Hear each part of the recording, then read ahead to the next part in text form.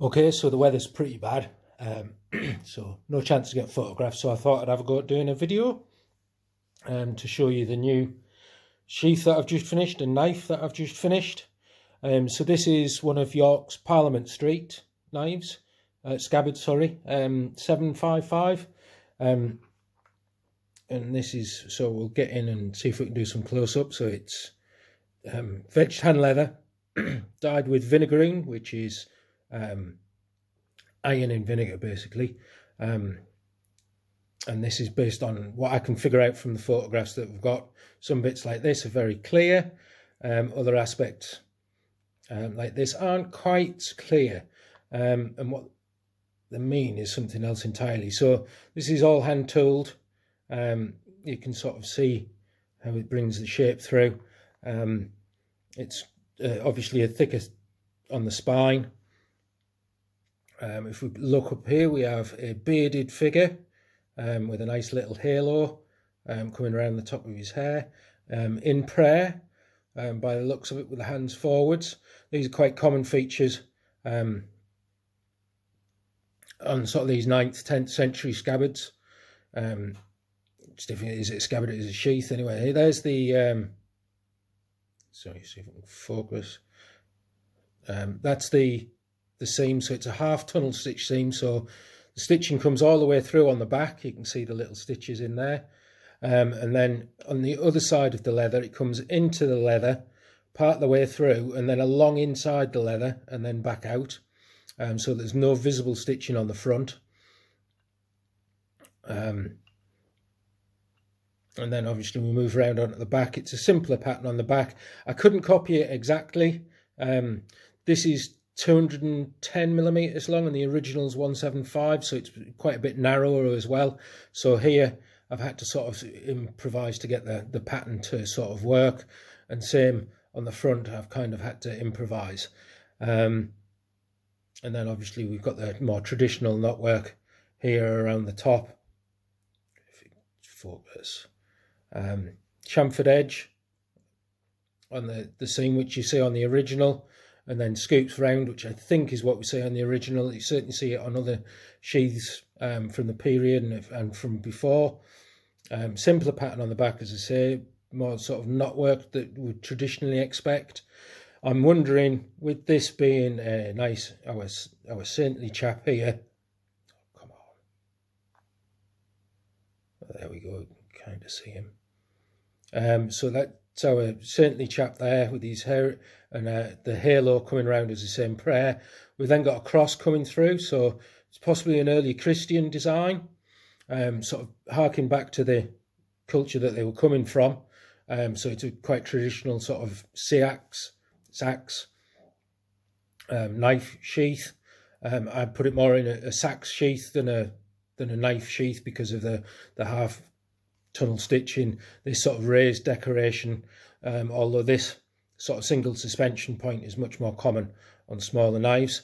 And if we look inside, you can see in here that it's vellum lined. So we've got the vellum that's hide glued in place. That provides makes for a really quite strong and sturdy sheath. Hide glue sort of creates it, glues it together, creates good laminate. The hide glue itself hardens very, very strong and very tough. Unfortunately, hide glue gets everywhere, so you can sort of see here that even the vinegroon hasn't stained quite properly. That's because I managed to, with all these holes, when I'm hide gluing it together, the glue seeps through and gets onto the front, and it is quite difficult. It gets everywhere, and at most it'll just dilute and end up somewhere else. But so that's the sheath. Yeah, where I was going with the Christian figure here and the cross, I'm wondering if this is sort of representative of water and the water of life and baptism, with the figure praying over the baptisement. And you can sort of see here as well, if we look at this pattern, which is as close to the original as I can get it, it's perhaps a little big, the other's perhaps tighter and smaller.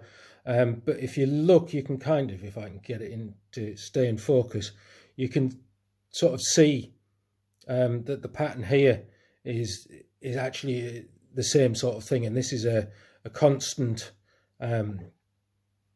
sort of singular line. So it comes along, down, and then back up round there, around here, comes around, back along here, and then it comes up around this edge, comes right the way around, drops down, drops back along here, and then comes through into here, and then completes going around in this area here. So it's sort of keeping the idea of the knotwork of the earlier periods and of pagan culture.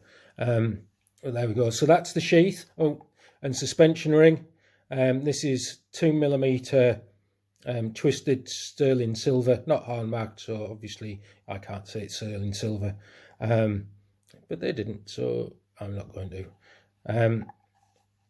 So that's the sheath, and then moving on from there, we move on to the actual knife itself. It's sort of fairly typical design. You find things like this at Coppergate in York. In truth, you see them sort of from the 7th century sort of onwards, right through into the 9th and 10th. And if we think about it, we kind of still see this now. In sort of basically, it's a Stanley knife blade. It's fairly ubiquitous knife shape. The handle is horn, polished. It does shine more in the flesh. Buffalo horn, because I can't get bits of cow horn this big. So we've got quite a wasted mouthpiece going into the handle, and then it's sort of bigger and chunkier on the back. Creates quite a nice feel, quite nice and easy to use. Sits in the hand quite nicely. The blade, if I can show on here, you can kind of see it, is a high carbon steel edge welded onto antique wrought-iron. This wrought-iron is fairly pure, so I tried to give it an etch, but there's no real grain in it. It's just a very, very low carbon content. Etching didn't change the colour at all on it, so it is near enough pure carbon, pure iron. It's incredibly soft, and then the decoration, if I can figure out how to get the camera to work, there we go. This is, fine fingers, it's inlay of brass and bronze. So obviously the bronze is the readier of the two materials, twisted and inlaid. So you create this quite nice effect. Not this close, you can kind of see that difference.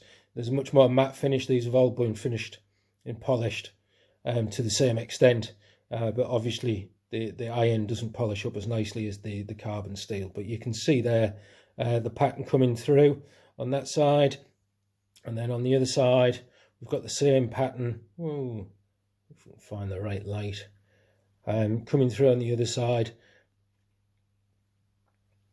A lot of the Coppergate knives have these tiny little fullers in them, and I suspect that most of them are supposed to have inlay rather than just being blank shapes. So there you go, that's through there. Sizes. So if we quickly grab a ruler. So the blade is 61mm by 19. Oops, sorry, if I can keep it in the right place. 19. And then on the back, this is quite slender at 5mm. I've certainly seen originals of this shape which are much thinner. It doesn't like changing the focus. So there we go. That's the knife and the sheath. This will be going up for sale via my Facebook page. Oh, and it is relatively secure in there. Doesn't drop out, but slides in and out very nicely. Don't always get that. There we go. So yeah, back to the sheath. Whilst I was saying about possible religious and Christianity, it is possible that these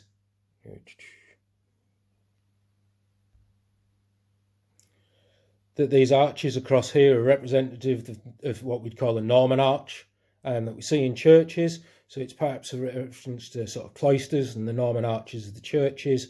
But just a quick one look round. So again, I've shaped, as you see, the original I'll post a photograph of it up on the Facebook page. And